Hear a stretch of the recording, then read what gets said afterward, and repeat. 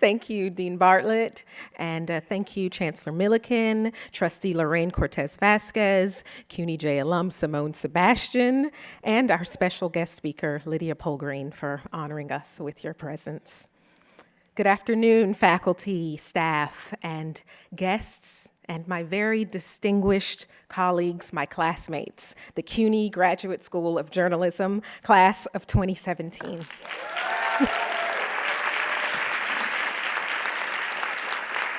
Here we are.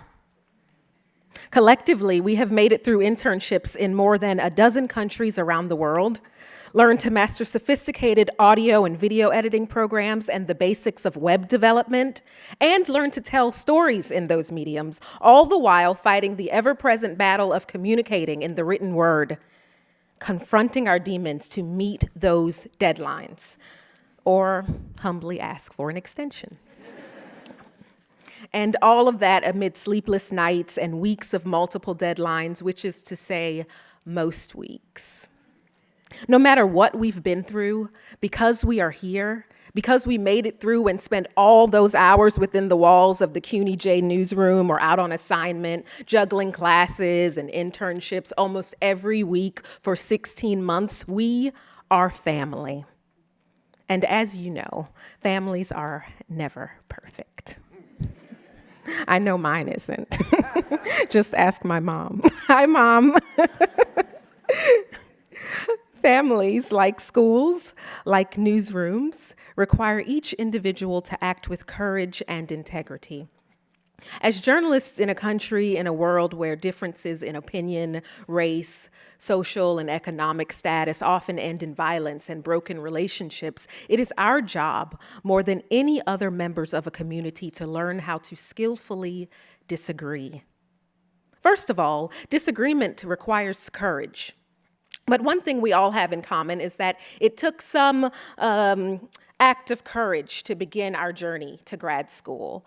For some of us, like me, it meant jumping into a completely new career path after years of doing something different. And for others, it meant learning to report in a multimedia world after decades of being a print journalist. For many of us, it meant agreeing to live while making little or no money. And that was me, too. And then there are the first among us, and being the first of most things requires a degree of courage. The 13 graduates of the Spanish language class have taken on the task of adding nuance to the coverage of issues affecting Latino communities in this country and all over the world, in a master's degree program that's the first of its kind, all under the fearless leadership of director Graciela Machkovsky. And I'm going to try this too. Quiero felicitar a los pioneros del programa de español. Se necesita un gran valor para tomar un camino inexplorado. Felicidades.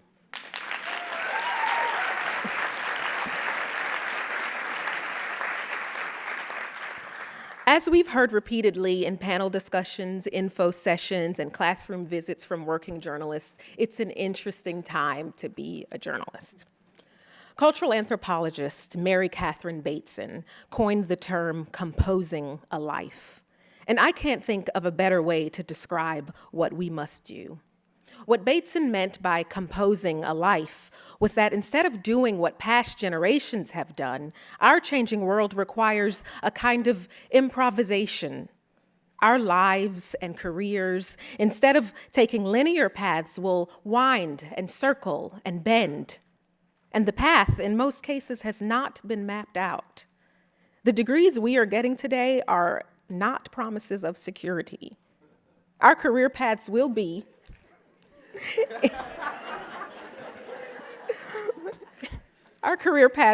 in Bateson's words, compositions, wholly new creations based on skills, navigation, courage, curiosity. Whether you are someone who is hired at a legacy company, that is a traditional company like the New York Times or the Wall Street Journal, or if you are like me and plan to strike out as a freelancer, in order to distinguish ourselves, we must tell stories and report in ways that are uniquely our own. We cannot be cowed into silence when our words cause controversy, but we must act responsibly. We cannot engage in gossip and pass on information that may alter the narrative of fact. And we must be comfortable with disagreement. We cannot fall into line simply because the majority of people insist that being in disagreement means that you are rude or ungrateful. To disagree and challenge is not rude. It is our job. Even when those with whom we disagree are our colleagues or our superiors. Essayist and poet Audre Lorde said, "Sometimes we are blessed with being able to choose the time and the arena and the manner of our revolution. But more usually, we must do the battle where we are standing. Where we are standing is in a country whose president dismisses media that does not favor him as unpatriotic or fake news, where we daily witness the uncovering of decades of sexual abuse that has been systematically covered up. We are standing in an arena where the repercussions of colonialism, slavery, and apartheid are still felt all over the globe. My advice: distrust anyone who questions your character or moral integrity just because you disagree, and learn to express disagreement constructively. Practice not attacking the character of people with whom you disagree. Listen with curiosity and intellectual rigor. It is an art, as New York Times columnist Bret Stephens lamented, that is dying. Without practicing this dying art of disagreement, our reporting would all too easily tread on the dangerous ground of what novelist Chimamanda Ngozi Adichie called the single story. The danger of the single story, Adichie says, is that it makes it hard to see the person as fully human, as a being who has fears, desires, anger, as well as joy. More importantly, when we reject the single story, we clarify the power structure and hold the right people accountable. We steer clear of empty, false equivalencies. I did my CUNY admissions interview via Skype from Benin in West Africa. I spent all the time in the world preparing answers to potential questions, and because it was Skype, making sure I had the perfect top to wear, and making sure I wasn't too sweaty because then my face would be shiny on camera, you know. By the time the interview started, I thought I had prepared for everything. And then the interviewer asked me a question. What's the one thing you wish you could do in graduate school that you didn't do in undergrad? I was completely caught off guard. I'd prepared for career goals, international reporter, why CUNY, because it's the best, biggest weakness, well, I work too hard.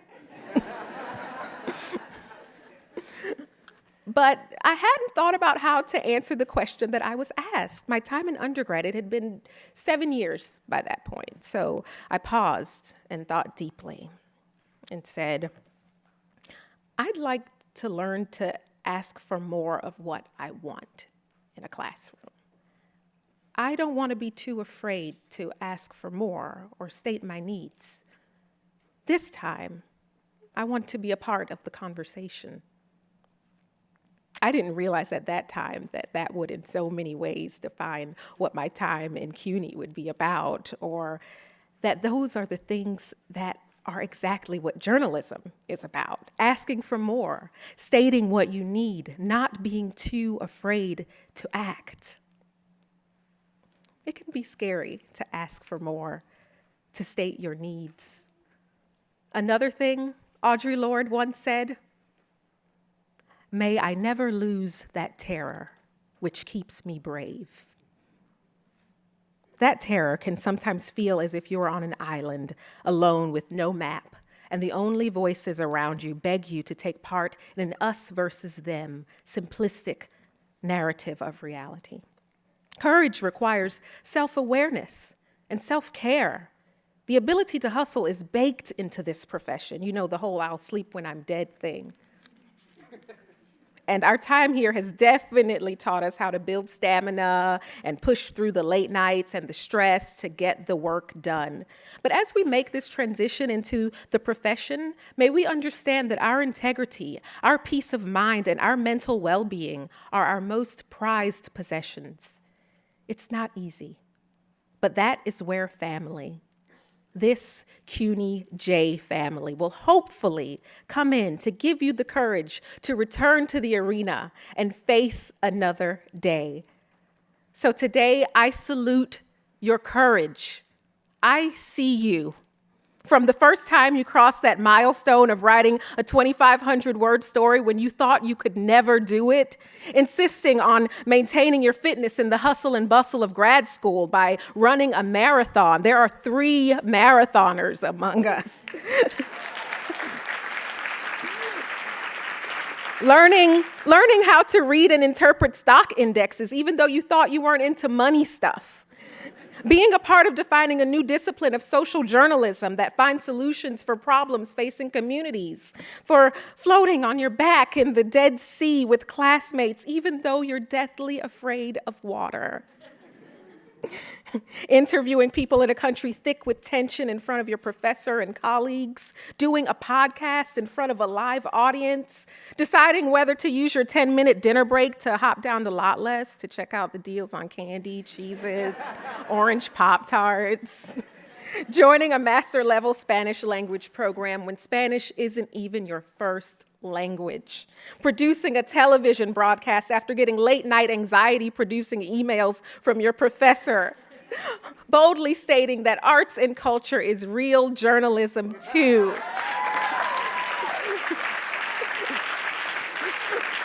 Or for being that one person in your class with conservative political views, or lugging heavy equipment up and down these subway stairs to all corners of the city, for testing the limits of how much caffeine your body really can handle by going to Guy and Gallard at the end of the day when they put out the free pastries.